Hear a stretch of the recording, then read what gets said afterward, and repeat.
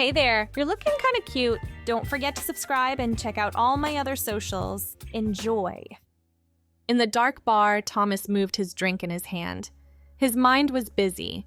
On Friday nights, he came here to get away from his usual boring days. Here, he drank bourbon and talked to people.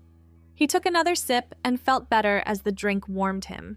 Then he saw her. She did not make a big entrance, but people noticed her because of how she acted. She walked with confidence, and it felt like the room got smaller around her.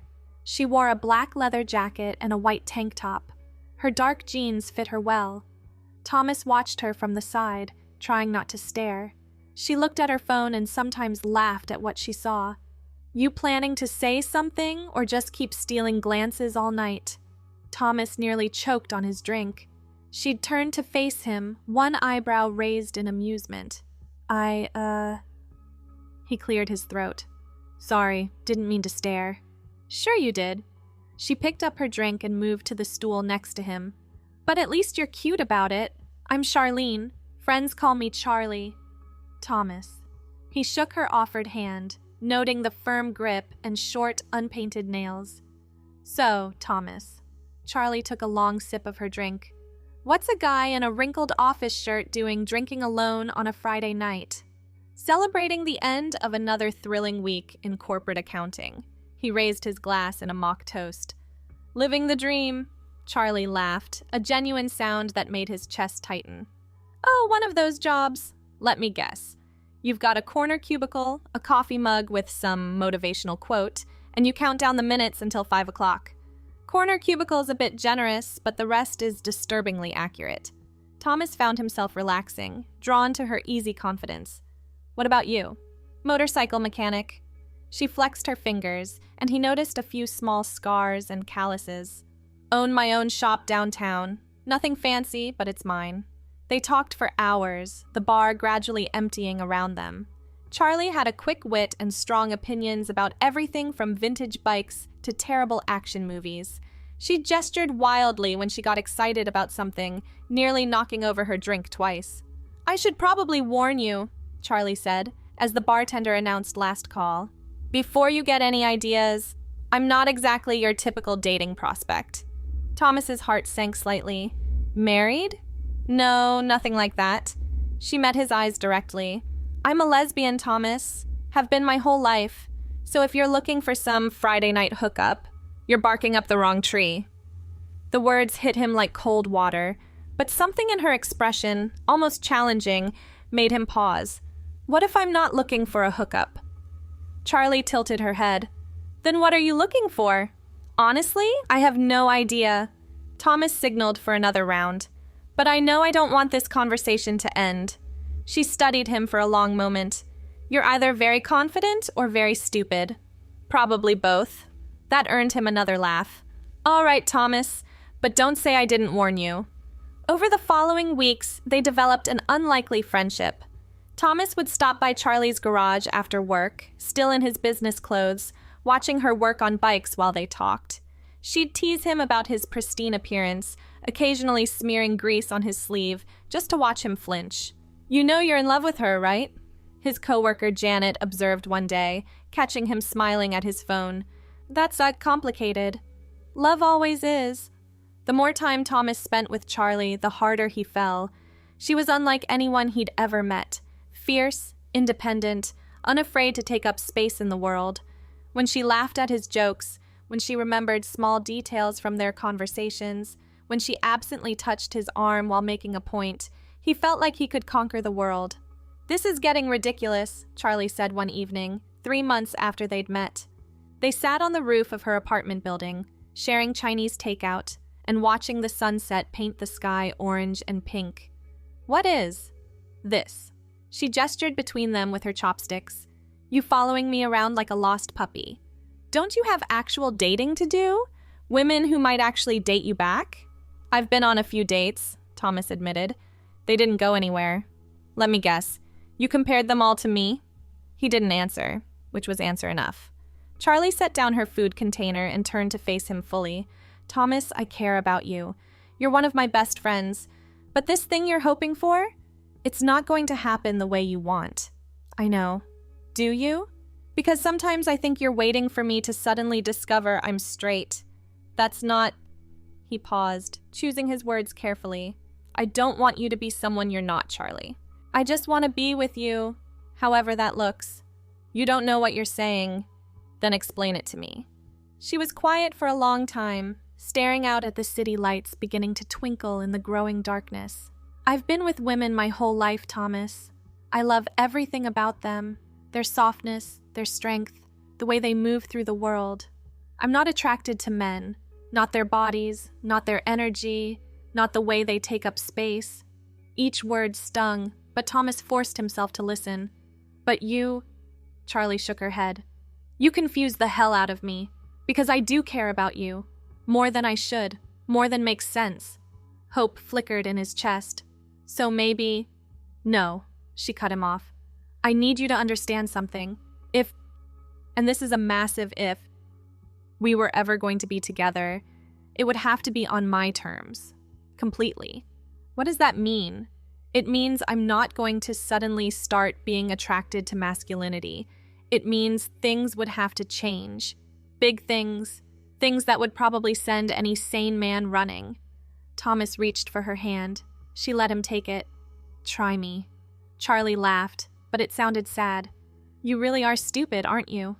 About you? Absolutely. 6 months into their friendship, Thomas finally worked up the courage. He'd planned everything. Dinner at Charlie's favorite restaurant, a walk through the park where they'd had their first real conversation outside the bar, the ring hidden in his jacket pocket. Are you having a stroke? Charlie asked as he fumbled with his napkin for the 3rd time. You're acting weirder than usual. I need to ask you something. If it's about borrowing my socket wrench set again, the answer's still no. You never return them. Charlie. He took a deep breath. Marry me. She froze with her wine glass halfway to her lips. What? I know what you said. About your terms, about how things would have to be. I don't care. I want to spend my life with you, however that looks. Thomas, you don't... I love you. The words tumbled out in a rush. I love your terrible jokes, and the way you sing off key in the shower. I love that you eat pizza with a fork and knife. I love how you defend your ridiculous movie opinions like you're arguing a court case. I love that... Stop. Charlie set down her glass with shaking hands. Just stop. The restaurant noise faded to a dim buzz around them. Thomas waited, his heart hammering against his ribs. You really mean it? Her voice came out smaller than he'd ever heard it. Even knowing what I told you? About my terms? I mean it. You don't even know what you're agreeing to. Then tell me. Charlie looked around the restaurant, then back at him. Not here. Come on. She threw cash on the table and grabbed his hand, pulling him out into the night. They walked in silence back to her apartment, the unfinished conversation hanging between them like a physical weight. Once inside, Charlie poured them both generous glasses of whiskey and sat on her couch, pulling her knees to her chest. I need you to listen. Really listen. Not just hear what you want to hear. Thomas nodded, sitting across from her in the armchair. If we do this, if I say yes, the wedding has to be exactly how I envision it. No compromises, no negotiations. You follow my lead completely. Okay? No, not okay. You don't understand. She took a large sip of whiskey. I've dreamed about my wedding since I was a little girl. The dress, the flowers, the whole fairy tale. But in my dreams, I was never the one wearing the dress. The words hung in the air. Thomas felt his mouth go dry. What are you saying? I'm saying that if you want to marry me, really marry me, then you need to be prepared for a very different kind of wedding. One where traditional roles don't apply. You want me to... He couldn't finish the sentence. I want a beautiful bride, Charlie said simply. Someone who'll wear white and walk down the aisle to me. Someone who'll take my name and dance with me at the reception. If you can't be that person, then we need to end this conversation now. Thomas stared at her, his mind racing. Everything suddenly made a terrible kind of sense. Her conditions, her warnings, her insistence that things would have to be on her terms. You're serious. Dead serious. Charlie's eyes never left his. This isn't a game or a test. This is who I am, what I need. I told you I'm not attracted to masculinity. If we're going to be together, that has to change. For the wedding? For everything after, too. The weight of what she was asking settled over him like a heavy blanket. Thomas thought about walking away, about finding someone easier, more conventional. But then he looked at Charlie, brilliant, complicated, impossible Charlie, and knew he'd already made his choice. Yes. Yes, what? Yes to all of it. Your terms, your conditions, your dream wedding. Yes? Charlie uncurled from her defensive position. You don't have to decide right now. Think about it. Really think about what you'd be giving up. I'm not giving up anything. Thomas moved to sit beside her on the couch. I'm gaining you. You're insane. About you. She kissed him then, for the first time, and it was nothing like he'd imagined. It was soft and uncertain, almost questioning, as if she was trying to figure out if this could really work. When they pulled apart, Charlie's eyes were bright with unshed tears. I'll make the arrangements, she said. The wedding's in 3 months. That should give us enough time to prepare. Thomas didn't fully understand what he'd agreed to until the first appointment. Just trust me, Charlie said, leading him into an upscale salon. The place smelled like expensive perfume and hair products, all white marble and soft lighting. A woman with perfectly styled dark hair greeted them. You must be Charlie's fiancé. I'm Rebecca. I'll be handling your transformation. Transformation? Thomas echoed. Didn't Charlie explain? We need to start now if we're going to be ready for the wedding. Hair takes time to grow, and we have so much work to do. Before he could protest, Rebecca had him in a chair, running her fingers through his short brown hair with a critical eye. We'll start with extensions today, she decided. Give you something to work with while your natural hair grows. Charlie specifically requested blonde. She has excellent taste. Blonde? Thomas caught Charlie's eye in the mirror. She smiled encouragingly. Trust the process, she said. Remember, you agreed to my terms.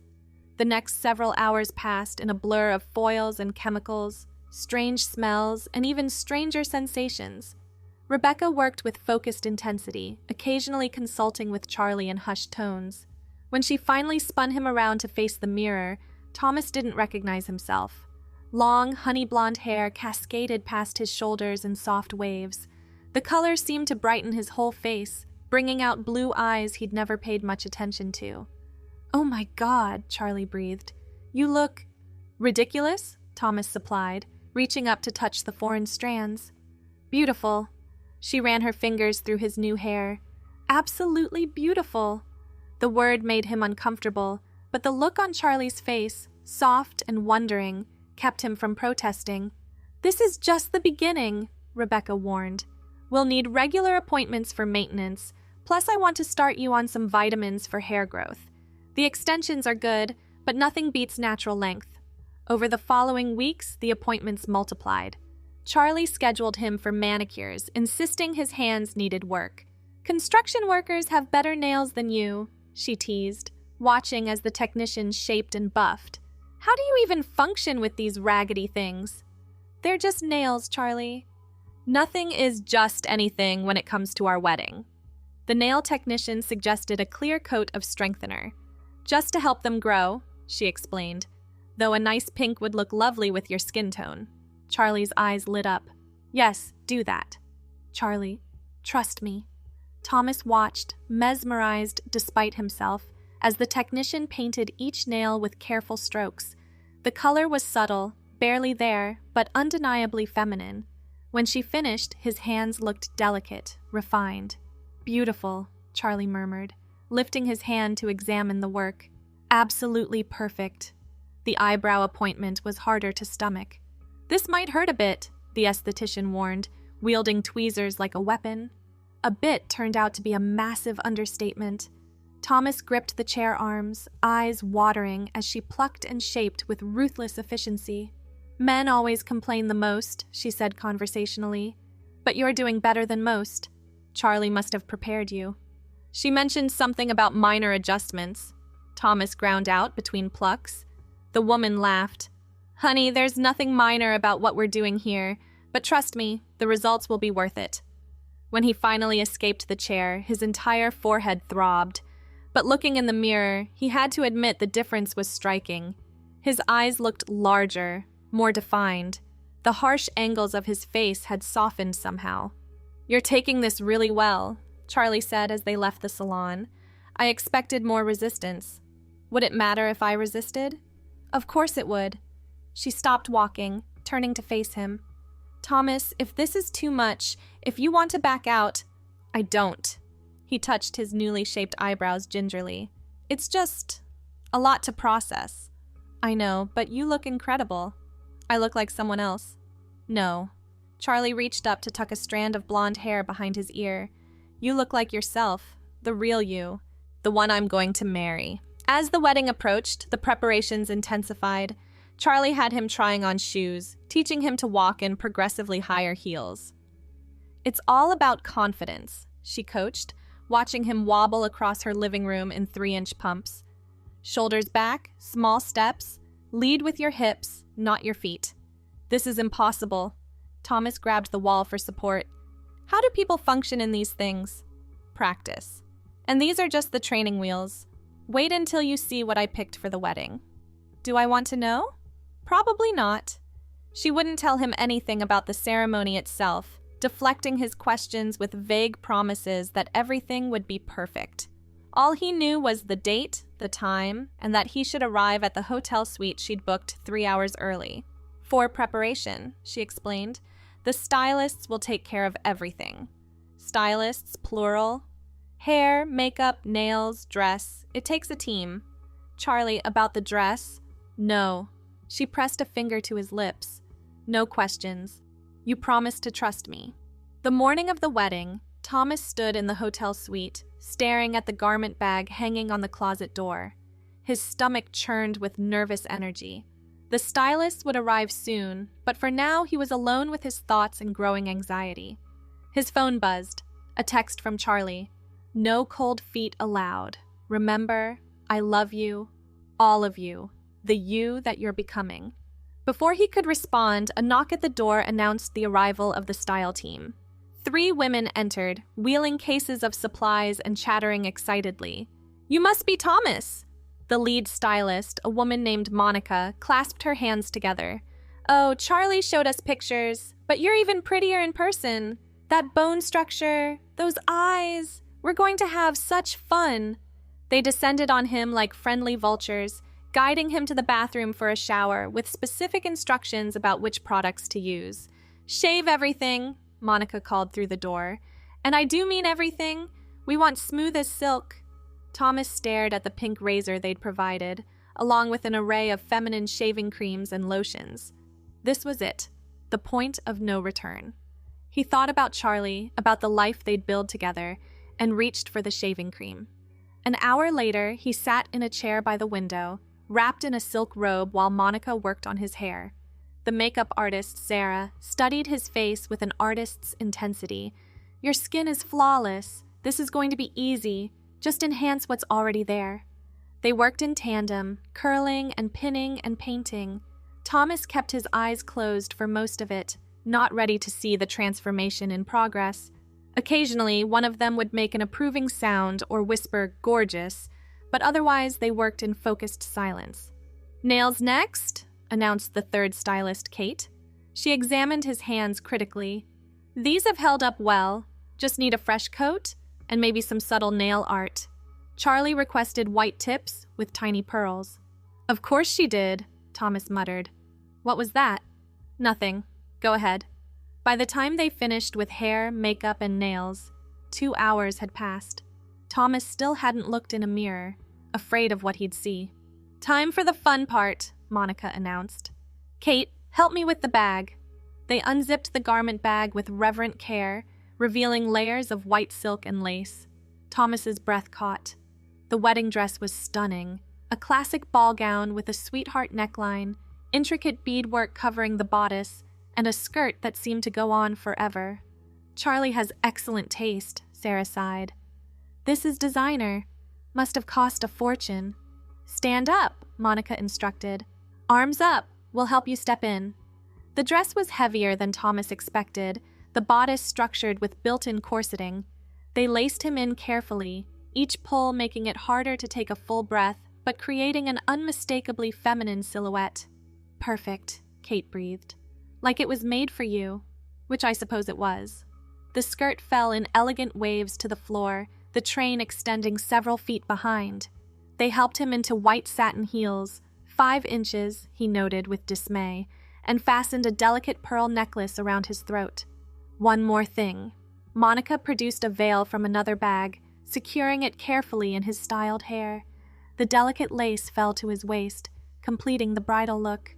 "Ready to see yourself?" Sarah asked gently. Thomas nodded, not trusting his voice. They led him to the full-length mirror, and he finally understood the full extent of his transformation.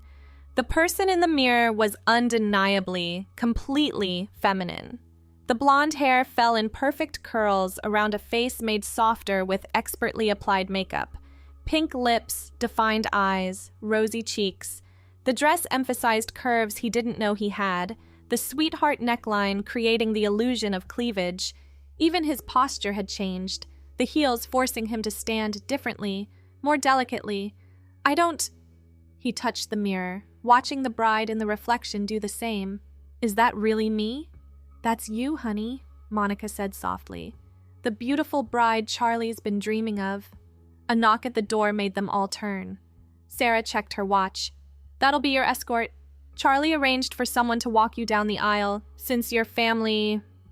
Well, Thomas had told his family he was eloping, unable to explain the reality of the situation.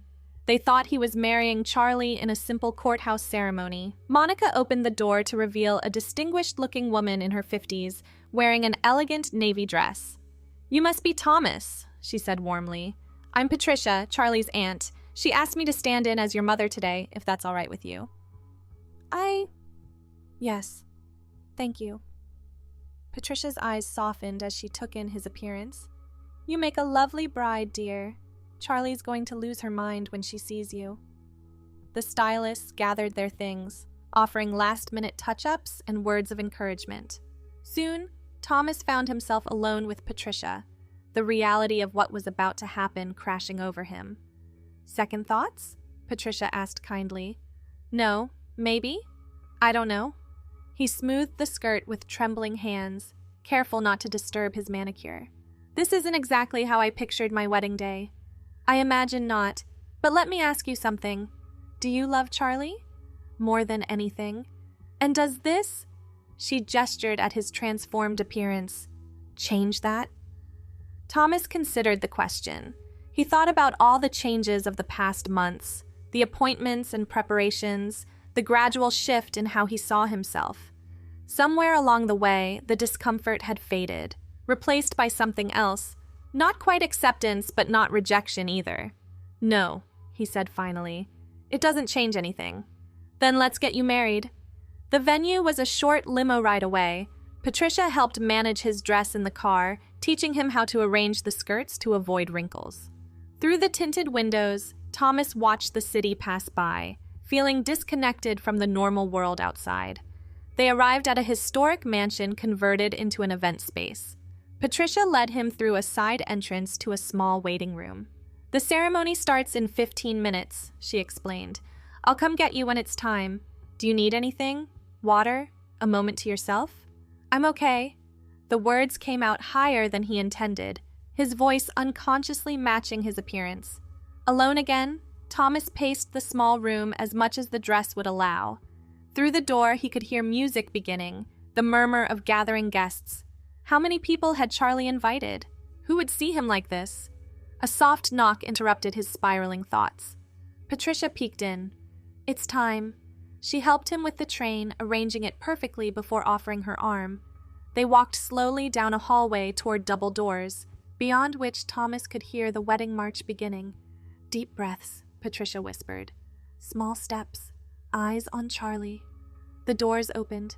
The aisle stretched before him, lined with white roses and glowing candles. Guests filled the chairs on either side. All women, he realized with a start.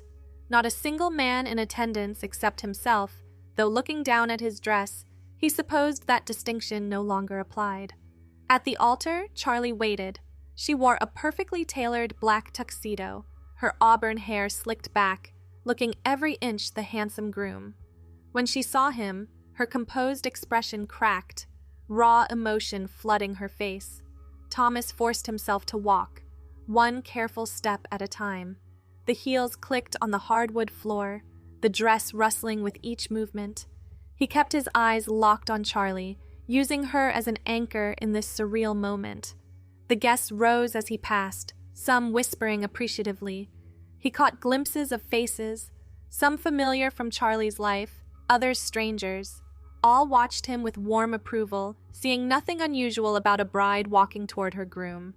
The walk felt eternal and instant simultaneously. Then Patricia was placing his hand in Charlie's, and they were face to face at the altar. "You came," Charlie whispered, her eyes bright with tears. "Did you doubt I would?" "Every second until now." The officiant, another woman in flowing robes, began the ceremony. Thomas heard the words as if from underwater, too focused on Charlie's face to process meaning. They exchanged traditional vows, though the pronouns felt strange in his mouth. "I, Thomas, take you, Charlie, to be my wife." Charlie slipped a delicate diamond band onto his finger, next to the engagement ring she'd given him weeks ago. His hands looked alien with the jewelry, the pink nails, the smooth skin. "You may kiss the bride," the officiant announced. Charlie lifted his veil with careful hands, her touch reverent. The kiss was different from their first, confident, claiming, a promise of things to come. The guests erupted in applause. "Ladies and gentlemen," the officiant called out, "I present to you Mrs. and Mrs. Charlie Martinez." Thomas blinked. He'd taken her name. Of course he had. The bride always took the groom's name.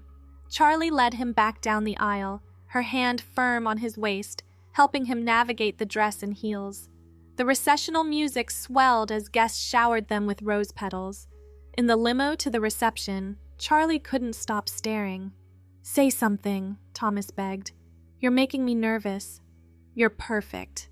She ran her fingers through his curled hair, careful not to disturb the style. "Everything I dreamed and more. How do you feel?" "Like I'm in someone else's life." "But not in a bad way?" Thomas considered.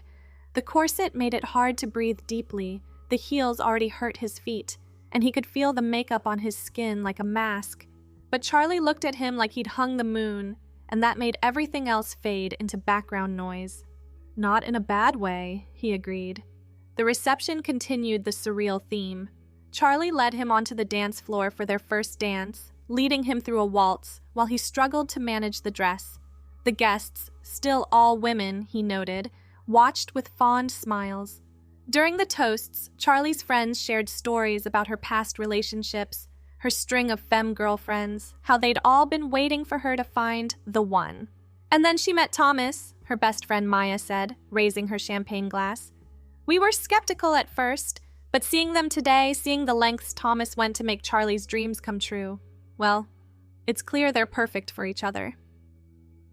Thomas sat beside Charlie at the head table, hyper-aware of every feminine gesture he'd unconsciously adopted. The way he kept his knees together under the massive skirt, how he dabbed at his lips with his napkin to preserve the lipstick, the delicate way he held his champagne flute. "No regrets?" Charlie asked during a quiet moment between courses. "Ask me tomorrow when I'm not wearing a corset." She laughed, kissing his temple. "Fair enough, but I meant what I said in my vows. This isn't just for today. You know that, right?" Thomas looked down at his manicured hands, the wedding rings, the white silk spilling around him. Somewhere in the last 3 months, between the salon appointments and heel-walking lessons, he'd stopped thinking of this as temporary. The thought of going back to suits and short hair felt wrong now, like trying to force himself into clothes that no longer fit. "I know," he said softly. "I'm not going back. I couldn't even if I wanted to." "And do you? Want to?" He met her eyes, seeing his reflection in them. Feminine, beautiful, hers. "No, I don't want to go back." Charlie's smile could have powered the entire city. "Good, because I have a whole wardrobe picked out for our honeymoon. Lots of sundresses and bikinis." "Of course you do." As the night wore on, Thomas found himself relaxing into his new role. The guests treated him simply as Charlie's bride, including him in conversations about makeup brands and relationship advice. No one questioned his presence or his presentation. During the bouquet toss, Charlie's unmarried friends pushed him to the front. "You don't count," he protested. "I already got married today." "Tradition is tradition," Maya insisted. "Besides, you're the only one in white." He caught the bouquet. Charlie had aimed directly at him, and the women cheered.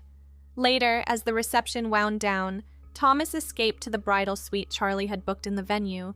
His feet screamed for relief, and the corset had become unbearable. He was struggling with the laces when Charlie found him. "Need help?" Desperately. She worked the laces loose with practiced fingers, and Thomas took his first deep breath in hours. Better? Much. He sat on the bed, still in the dress, but able to breathe.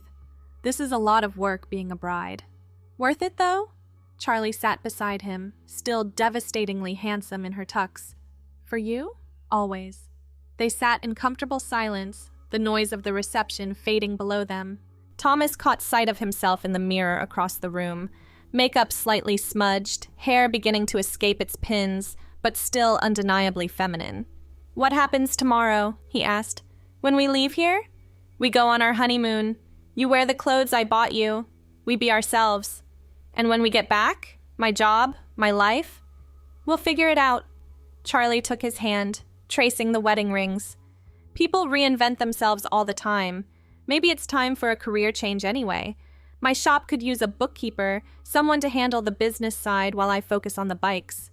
"You've thought about this." "I've thought about everything. I told you, Thomas, or should I find you a new name? This was never just about the wedding. This is about our life together." Thomas considered it. His old life felt distant already, like something he'd watched in a movie rather than lived himself. The thought of Monday morning meetings and corporate small talk seemed impossible now. "Tamara," he said suddenly. "If I need a new name, Tamara. Close enough to remember, different enough to be... me. Tamara Martinez." Charlie tried it out. "I like it. It suits you." A knock at the door interrupted them. Maya poked her head in. "Sorry to interrupt, but the photographer wants a few more shots before everyone leaves." "Thomas," Tamara groaned. "In the heels?" "Beauty is pain, babe," Charlie said, helping him stand. "Just a few more hours." They returned to the reception for final photos and goodbyes. The guests hugged Tamara like an old friend, welcoming her into their community with warm acceptance. "You make such a beautiful couple," Patricia said, kissing both their cheeks. "I'm so happy Charlie found you." As the last guest departed and the venue staff began cleanup, Charlie and Tamara stood in the empty reception hall. The fairy lights still twinkled overhead, casting everything in a soft glow. "We did it," Tamara said, still half disbelieving. "We did." Charlie spun her slowly, the wedding dress swirling around them. "How does it feel, being Mrs. Martinez?" "Strange, new, but..." Tamara searched for the right words. "Right, it feels right." "Good, because I plan to keep you for a very long time." Thanks for watching. Don't forget to check out my other socials if you want more content, early access, behind the scenes, and more. All links down below.